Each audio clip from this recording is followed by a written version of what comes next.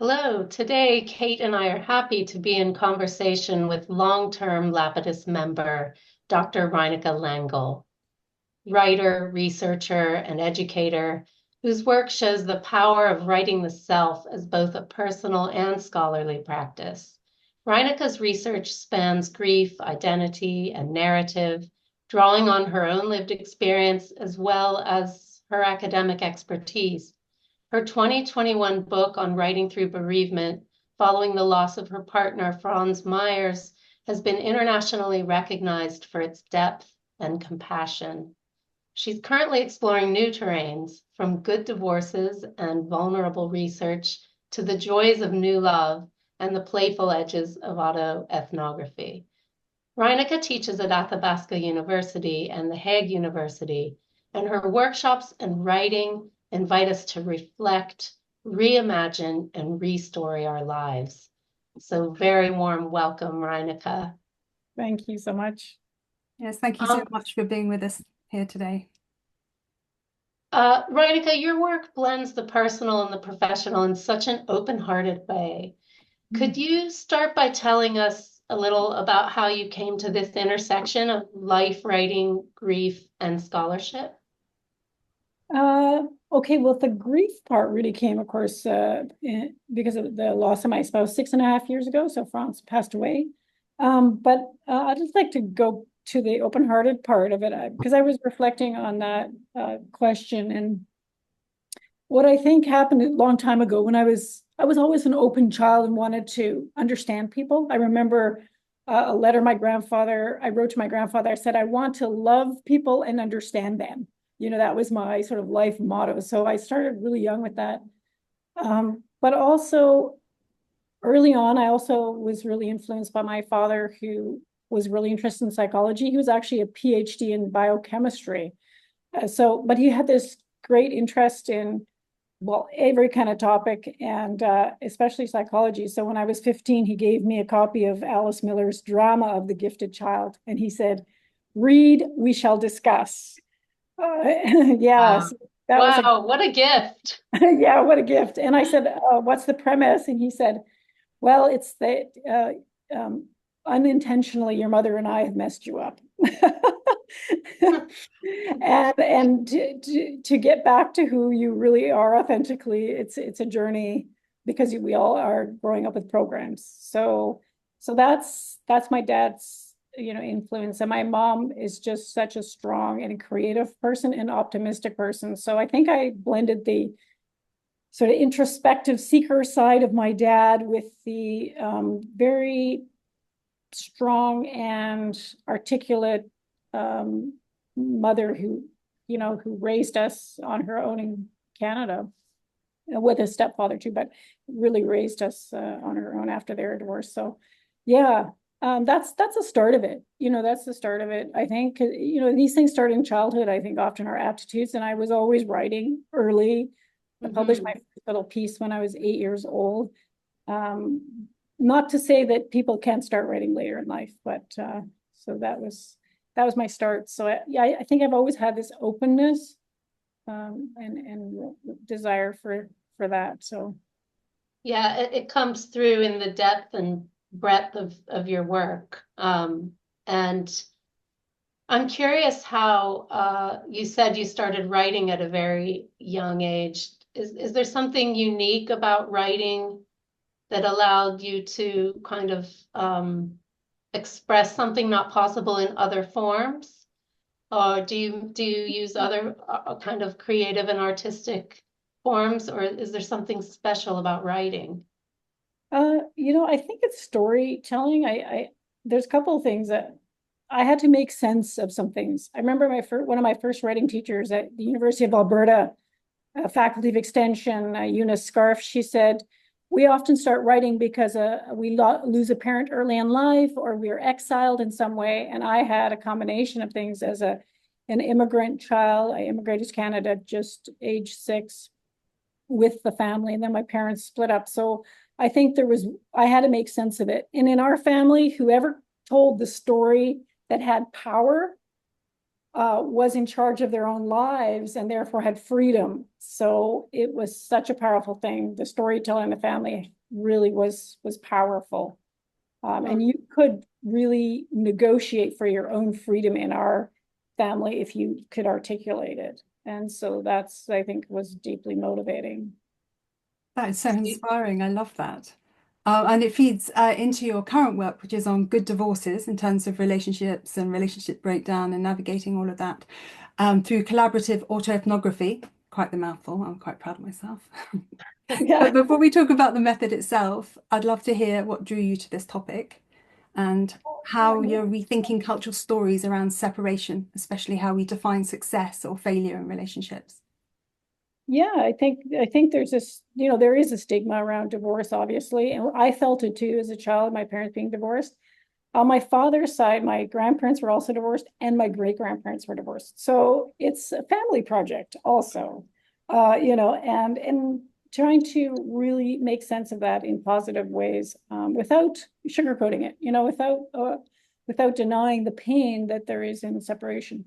And I have my own experience because I was divorced after 12 years of marriage to a wonderful man who's still a very dear friend. And he's the father of my children, my two girls. And we were able to divorce with such equanimity and kindness. And I have to say that I'm kind of grateful to him like daily still, after we divorced in 2009, actually. 2009, we divorced. So, the girls were quite young then. Sorry for the traffic noises here in the background, but We can't hear them. oh, good. Oh, good. Anyway, so I always wanted to write about divorce, partly because of the family history of it, but also because I had this unique experience and people would comment on it. And I heard sort of through family telling other people and friends telling other people how we had divorced, that it had helped some other families as well. And so they thought, oh, you mean you can divorce and you can still like kind of easily share the kids back and forth without, oh, that's cool. Oh, interesting. So I think from that point of view, it was just worthwhile. But I also think you learn about yourself through divorce, even if the ex-partner stays negative in some way, that you can still learn so much about yourself through that process. It's a passage of rights, really, in life. Yeah, and so I'm interested on what you've just said in terms of, how we learn so much through the process in relation to collaborative autoethnography itself. And what you're noticing or learning both from your own lived experience, but also others as well, that might inspire people working with writing for well-being and even their writing practice. Yeah, that's right. And the writing allows us to do that, that observing on the page. I remember Julie Bolton explaining this. She says, literally, you have words on the page. So you have this distance between your eyes and the page is literally this reflective distance. Yeah. And I think that's so important because we say things like David White talks about that, you commit things to paper that you can no longer retreat from, right? The truth is sort of reveals itself on the page. And once you've said it on the page, right, the shame of it can be reduced because you've said it, you've been able to put it on the page. You'll know this really well yourselves. And then you think, well, if I've said it and I'm still standing, the world hasn't shattered from me saying it on the page, then perhaps I'll be okay also. Yeah, That's really empowering. And I believe that idea of the page being a transformational space potentially, because what you said earlier about the power of storytelling and telling a story, I think what I've learned through reading some of your work is that it's also power in being able to retell a story in a new way or revise. And I think around the cultural narratives around divorce that maybe needs some revision. And Yeah. And the fact that we don't have to stay in a stuck story. Yeah, actually, one of the most powerful writing exercises that I teach all my students or facilitate the process is the 4-question inquiry method by Byron Katie called The Work. And I find it incredibly powerful. Like, so say you take a statement like, my relationship has been a failure. Say you take that statement, you're like very stressed about it. Our first question is, and you write it down, is it true my relationship is a failure? So let me take my marriage. I got married in 1996 and we had 2 girls. And at the time of my divorce, I could have written down, my relationship is a failure. And then the second question she asks is, can I absolutely know that it's true? And the moment you really meditate on that question and write it down, you're like, well, suddenly I see 2 daughters, a whole life that was built, all beautiful trips that we shared. Mhm. And then the third question is, how do I react when I believe the thought my relationship is a failure? And I think about this marriage, or a situation of the moment that we parted, etc. And then I feel terrible and I feel pain in my body and all that. And her fourth question is, who am I without the thought my marriage is a failure? And I see that moment and I see the children. And the turnaround is the fifth step in this. And it's really, my relationship was a success. Like my relationship with the father of my children was a complete success. And in fact, our letting go of each other for new lives, and he has a wonderful new partner, is only has benefited. I remember at one point, I said something like, yeah, I guess I broke up the family, and he says, no. He says, you added to the family. So Wow. also gave me turnarounds.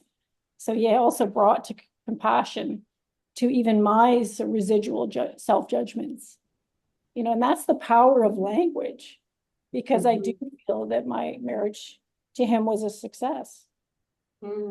Incredible. That's so beautifully explained, because I feel like you've very succinctly detailed how both the distancing of putting things on the page can help with perspective, but also that cathartic vent, the fact that you give yourself permission to own your feelings and thoughts, and then maybe stand back and look at them with more objectivity. And then the Byron Katie, so even without trying to bring in or contemplate other people's stories and perspectives, just by analyzing and taking ownership and empowering yourself to reframe your own story, is incredibly powerful. Yeah. And actually some positive you think are positive thoughts are actually very destructive thoughts. Like I wrote down, but I'm a good wife. I wrote down, I'm a good wife. And then I wrote down, is that true? And immediately the answer was no. I wasn't being a good wife, And it was so liberating for me to realize that in some ways I was not a good wife. So I didn't have to hold on to this identity of being a good girl, a good person, good woman. Like and that has come up more and more in my writing, also in my grief writing. Like my spouse, Franz, who passed away 6.5 years ago, I had anger towards him about an unresolved issue we had. And I felt like I couldn't, at first I felt like, yeah, but that's not good to be angry at someone you've loved, like, and they're dead. They can't even defend themselves, And then I thought, yeah, but I am angry. And how can I really live fully if I don't look at the shadow of things? Like I'm not whole if I don't look at the shadow.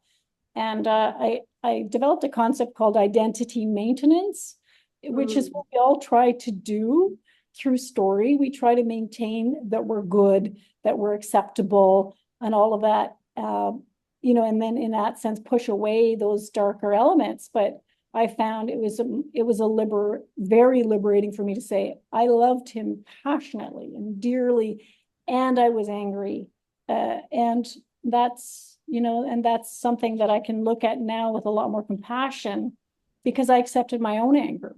I had to accept that I was also angry at someone I loved dearly. You've talked about how we feel things in the body, and of course we feel when things are and are not congruent. I can imagine that. I mean, I speak for myself, but if you decide to change the nature of a relationship, from a sort of marriage or sexual partnership to friendship, that you can in effect be a better friend than you could sort of denying parts of ourselves and pretending to be something else. and also that authenticity when we can own to ourselves our negatives. And I'm sort of thinking about the idea of the vulnerable researcher, your upcoming special issue, Yeah. and you describing research as me search. Mhm. I mean, sometimes this kind of research is sort of misunderstood as narcissistic when actually it's so brave, and it's only by owning all our parts of selves that, anyway. Yeah. How do you feel vulnerability plays in your academic life and how it serves others? Well, it's such a vital, important thing. I actually had a colleague recently who gave a research talk on a really difficult mental time he had. Like he had, you could say, kind of a breakdown. And he said, I never would have been able to speak like I'm speaking now. And he could talk about his whole childhood as well, which he never had been able to do before as a researcher. And he wasn't in psychology. That's not his area. And I just think it's so liberating, right? Like I was working 6 weeks after Franz died. How could I work 6 weeks after his death when I was even had trouble sleeping still? How could I keep my mental balance unless I had those tools, to accept my humanity, my experience fully, and to be able to reflect on it? So I think it's for our well-being. It's just such an incredibly vital resource. And, it's not narcissistic in a way. The most selfless thing we can do is invest in our self-knowledge because, if we don't, we become a real pain for other people. Real pain if we are unconscious. So this is all consciousness work. And it can help liberate us. Like, how was it for me to do all that work and then see my first husband, Keith, come to the door to pick up the kids and me not be projecting on him? And all I saw was this dear man who was picking up the children and being kind to me, and I had started a new relationship with Franz, so he had to deal with that, and here he was so gracious.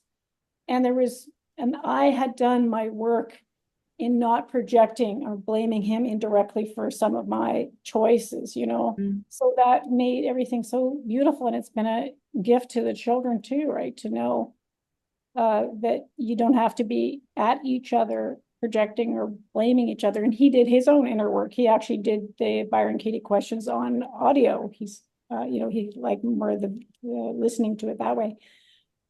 And has a unique view because he's also always been doing his inner work. He was studying Buddhism early on and reading the Upanishads and all of that when he was in his 20s. So he had a foundation for self-reflection that didn't come through writing because he's a painter, but it is still so powerful to do that. We did our work, therefore we weren't at each other's throats.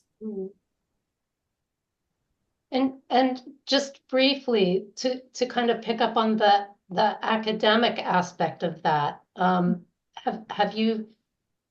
have you found that to be a fairly straightforward way into your academic writing, or has that vulnerability and that idea of me search,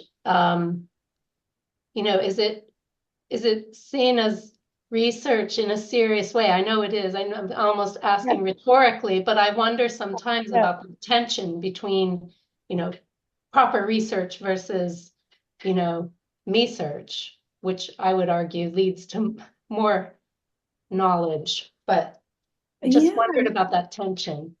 I think that I think I'm working at a good time. Like there's more, even our awareness of mental health and all of that. So it's a good time to be working in this area.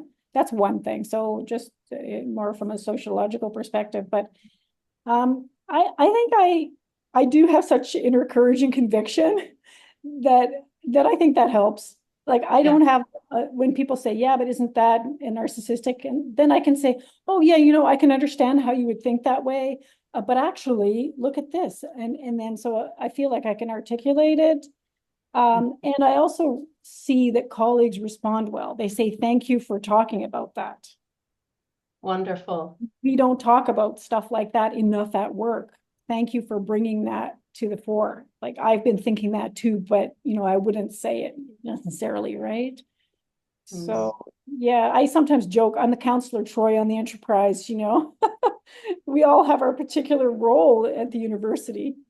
right? There's the Yeah. Spocks and the Captain Kirks, and then there's the Master Troys. And so, Your yeah. work really embraces complexity and lived experience. And I feel like even though it might not be explicitly stated, that inclusivity is a thread that runs through your work, and being inclusive of ourselves, so that we are including all of ourselves and also of others. And I'm wondering how your approach helps hold space for people with different lived experiences. Yeah, I think it's almost a spiritual question. And that's another thing that in academia we hardly ever speak about. But I see it this way. Every person is part of this great one light this is how I feel energetically about it. So every person is so dear. So I want to go beyond labels like this person neurodivergent or this person is part of the LGBTQ community or whatever. I don't even want to go to that level. I want to look at everyone as divine. So when I'm working with a student, I'm not so much like, okay, well, they're this group or they have a female partner, she has a female partner. I don't look at it that way. I look at it like this is a divine being who's coming to do their work. That's what I see. Thank you. That's inclusivity at it from the heart, or as you say, on a spiritual level.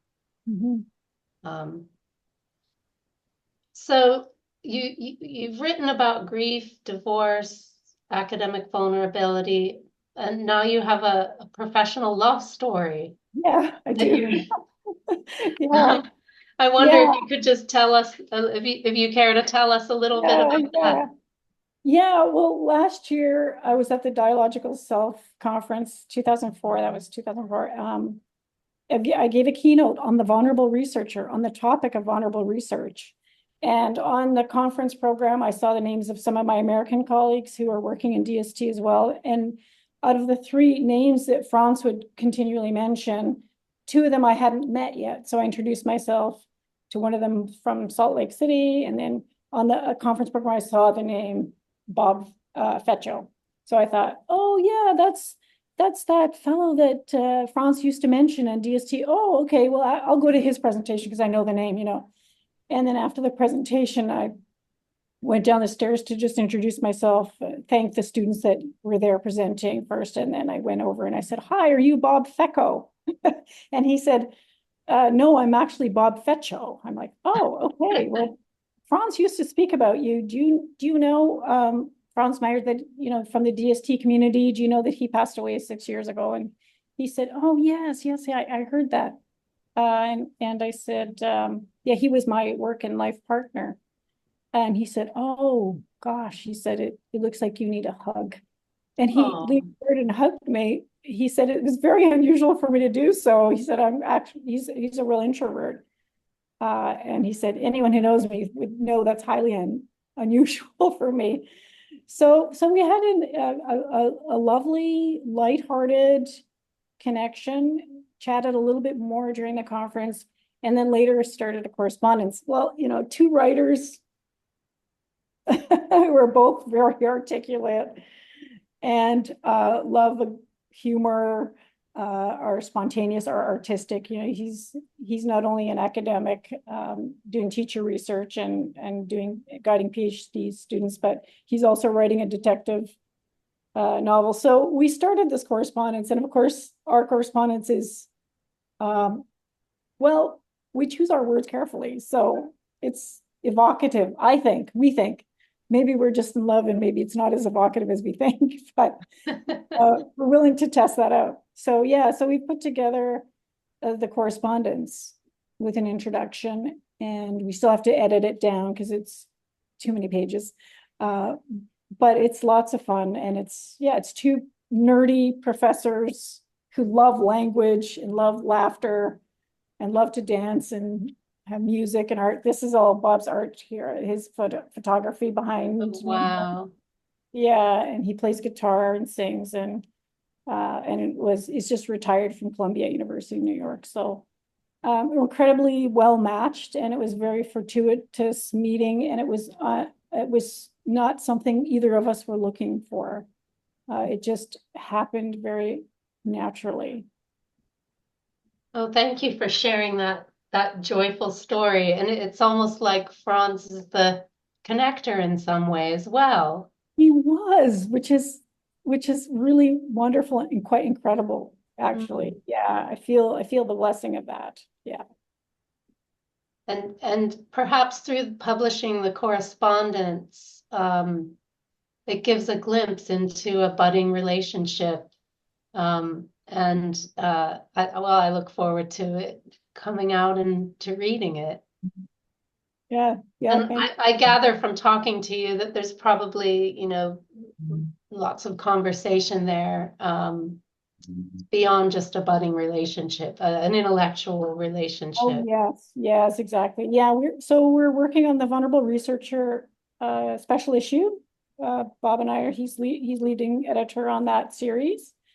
And that came out of the DST keynote.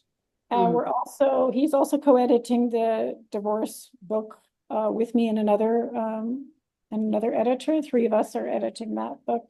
And then we're working on this project together. So we have lots of work that we're doing together, and we're presenting at the National Council of Teachers and Education in Denver later this year. And we're presenting at a grief conference together on divorces and autoethnography. Mm. So, Speaking of that, are you able to briefly, without having to go into how collaborative autoethnography works, or maybe give Lapidus members a sense of how that research is conducted? oh, okay. Well, let me first define autoethnography for those who find it kind of confusing, and it's a kind of a big word. Auto, of course, is the self, and ethno is culture, and graphy is the writing, right? So really it's combining your self, culture, and writing. So for instance, when we're writing about divorce, not only I will speak about my experience of divorcing, but I'll also look at the research done on divorcing. Like I might look at John Gottman's work, and he says, these are the four horsemen of the apocalypse in relationships: contempt, criticism, right? Stonewalling, he talks about those. And how did that factor in to the relationship, or is that what we're seeing? Also statistics on, divorce in the United States.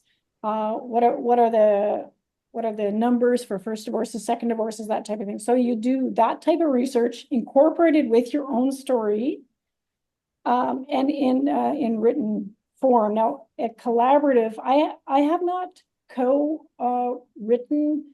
I've co-edited my own chapter on an autoethnographic chapter, but which was a really interesting experience too, actually, with John Sayers, who's a Lapidus member. Yeah, I work closely with him on a couple of different, have worked closely with him on a couple of different projects, including a chapter called Professor Out of a Suitcase, which was which was a chapter I wrote about my journeying, becoming an empty nester, working in academia, spirituality. It was published last year. Yeah, last year. I saw you present that at Vicky's Canterbury conference. Oh yeah, I was there. We didn't meet, but it was a really interesting look at moving into midlife. yes, exactly. Yeah, that's been a theme because as my girls have just grown up. But so anyway, so the idea of autoethnography is to combine those things in meaningful ways. And what I love about it is it makes your own personal story. It gives you that, it strengthens your story because you really are reflecting on it too. It's not just expressive, but it's reflective as well. And those two things come together. And I think that's so powerful in our writing the self work. Because I did that too with my grief. So I would study grief, read scholarship on grief while I was grieving, writing about my story, but reflecting on it with the grief literature. And so that becomes became a text. It's a textbook. It's a Routledge textbook that I use in my courses as well for graduate level education. Thanks for that explanation. So speaking of your students, I was reading about the BRIO project. Yeah, becoming a researcher from the inside out, yeah, yeah. where you invite students to do just that. What have you learned about guiding others in that kind of very personal kind of inquiry? Yeah, so these are students between age 20 and 24 generally, varying a little bit, but that's about the average age. They're bachelor students at the Hague University, and we did an 8-week course, 4 sessions in person, 4 sessions online, where we did a whole bunch of writing the self exercises to get them to start reflecting on what their real interests and research questions are. So for instance, they were in the human resource management program. So say they're thinking, okay, well, we should study burnout, say, for instance. So they're like, yeah, that's an important topic, right? These days it's important, or women's rights at work or something. But then as they start to really explore their family of origin themes, they start to write for reflection using proprioceptive writing that's Tricher Metcalf, Tobin Simon's work of Writing the Mind Alive, their resource. And then the students will start to say things like, oh, it's actually not just women's rights that I was so interested in. I'm interested in how mothers with young children are treated when they return to work and they have to, they start to get specific. Or in my culture, which is more traditional, I'm interested in how women are treated, and so they get more and more specific about the thing that they want to research. And interestingly, in the group that we had this last run of this project, because it's an ongoing project, we had someone say, yeah, but I'm interested in politics, but I'm in HRM, but how does that connect? And looking at his background, he had a background of family history in the Baltic states, combining his interest in politics, his heritage in the Baltic states, plus the HRM. He started to see ways in which he might develop his work and his voice, and then he could combine all those things instead of saying, well, yeah, that political interest of mine, that's over here, whereas HRM is what I'm studying. And so to really put them together and see them as a whole. And one of the students in the takeout interviews, the outtake interview said, I never knew what they meant when they said self-reflection. Now I understand what self-reflection actually is. That's a really powerful feedback. Yeah. There was really some great feedback. Even that the students felt they were treated like fully fledged mature adults. They were treated respectfully. They were asked how they felt about how we did check-ins, and they're like, yeah, we felt like it really was an authentic asking how you are. And there's always laughter in those courses. There's always tears in those courses. A lot of things happen. And the peer support that they give each other in the safe space as part of reflecting on writing is a really important part of the dynamic as well. I'm envious of your students. Although it does remind me of Alison's and my time at Metanoia, doing the MSc in the creative writing and therapeutic purposes, which we loved. Yeah. I just circle back just for a second, because I realized that we didn't touch on when you were talking about the collaborative research and the good divorces. All the examples you've given so far are where there are children involved. And I was wondering, was that the main focus or No, actually the divorce book, the authors that are writing for us, there's also a queer couple that's writing. There's also it's not everyone has children. Maybe most do have children, and the focuses are so different. Like one of our authors has a Christian fundamentalist background and is looking how that affected her view of herself as she divorced, right? Because of course it's taboo in that culture, and there's all sorts of rules around that and such. So each focus is a little different.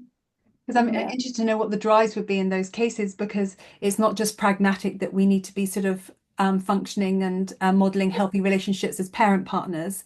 There's something else that's keeping them invested in having a meaningful relationship. Yeah, and I think the growth that's possible, right? The post-traumatic growth, you might call it, right? That's the term. Can be so say you married, never had children, part, and you feel so devastated for 6 months. You feel like you have like a complicated grief even about it, but you discover that actually has a lot to do with early parental relationships, or it has to do with a tendency to be codependent, and that's your particular kind of leaning or addiction or whatever, right? And these can be such important discoveries going forward, right? So, yeah.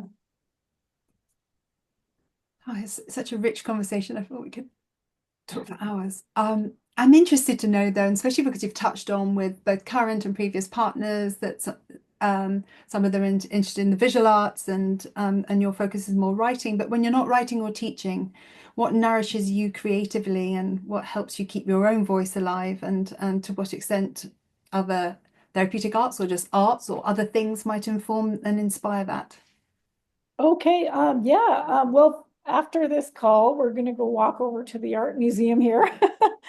Absolutely love art. Always go, every city I'm in, I go to the art museum. So I love that. We go to music and theater, all of that. And I also listen to a fair number of podcasts that inspire me. Like Elizabeth Gilbert, I'll listen to some of her work, and she has this amazing talk on the divine feminine that I listened to recently. For instance, I listened to Martha Beck's work.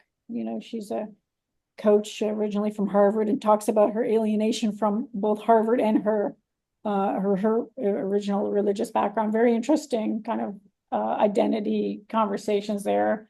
So I'll listen to those as part of my inspiration as well. That's wonderful. Yeah, and it's so important, isn't it, to keep feeding ourselves creatively, Yeah. not just expending. So my personal last question to you is a two-parter. So if you could offer one encouragement or gentle nudge to someone starting out in writing for well-being, what would it be? And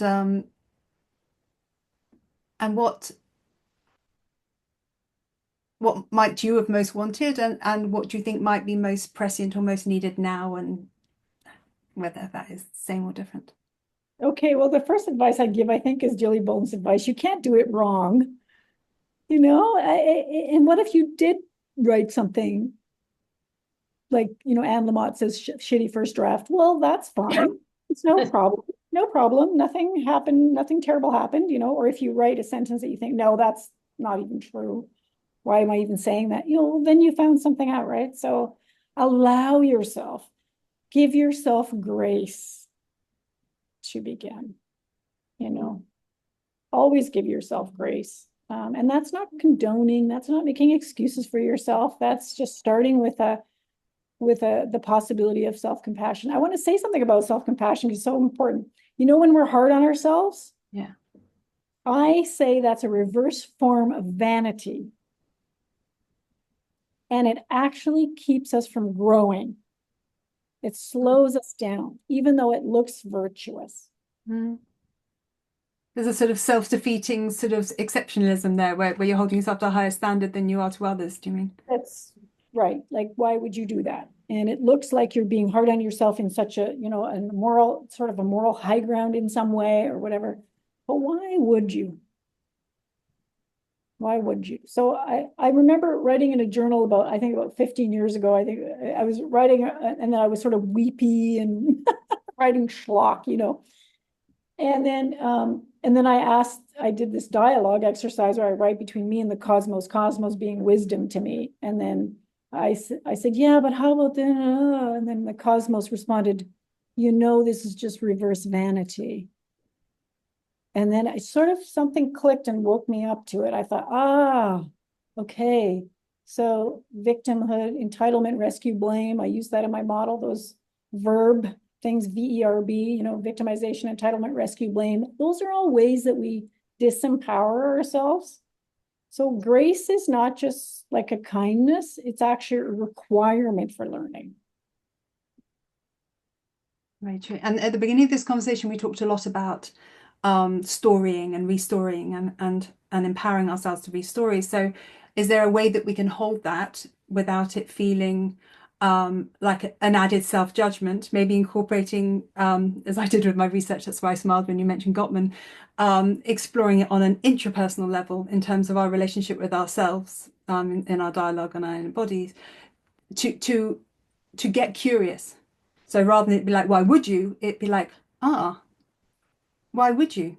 Yes, yes. Get curious with that little smile, Yeah. that little smile of self-compassion, just that little smile of like, what are you up to here?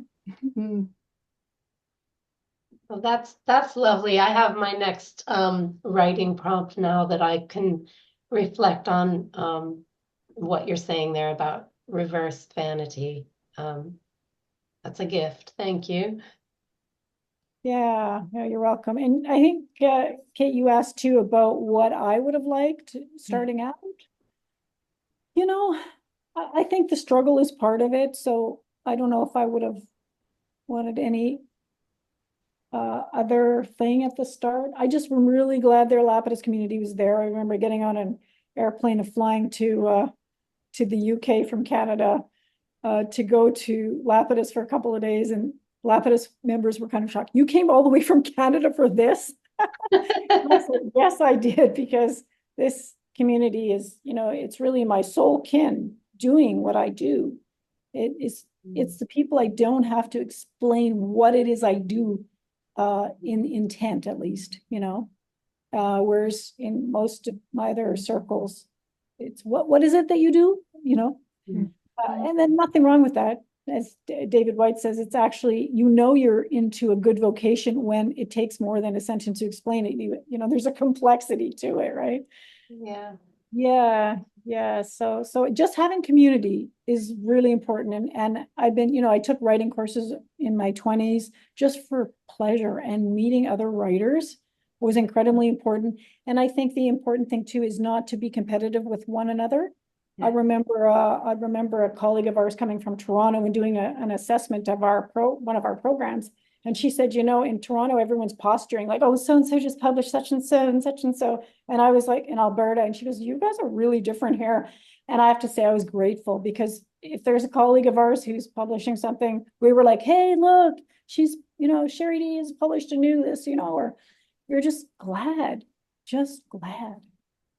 Yeah. Yeah, knowledge is not a finite pie. We don't have to be so protective of it. It's shareable. No, knowledge and love, when shared, increases. Mm, mm. Indeed, Beautiful note. no limitation. Yeah. Well, I think speaking of the Lapidus community, I'm just going to thank you on behalf of them for giving us this generous time and your insights. I know it's going to be a great listen for Lapidus members and the community of Writing for Wellbeing. So, very grateful for that. And you can find Reinekke on writingtheself.ca. That's right, isn't it? Or Canadian website, yeah, .ca, yeah. writingtheself.ca. And we'll make some of these links available of things that Reinekke has mentioned throughout the discussion. Was there anything else anyone wanted to add before we say goodbye? I would just recommend a couple of books, perhaps, that have really helped me in the process. I started off with, Writing Down the Bones, Natalie Goldberg, of course, Bird by Bird, and Lamott, but also Gabor Mate, a Canadian-Hungarian physician who I had the great pleasure of hosting at my house once when he came to do a keynote. He's since become, world-renowned. Gabor Mate. He's written The Myth of Normal is his latest book, but he wrote the book When the Body Says No. That was his original book, but The Myth of Normal and Sickness and Health in a Toxic Culture, and how our culture contributes to illness. And I think that helps in exploring grace as well, because see that we're a product of society, we're a product of our patterns and programs. And to get some understanding around that, to become trauma informed about yourself, of course, Bessel van der Kolk's book, The Body Keeps the Score, is a key resource.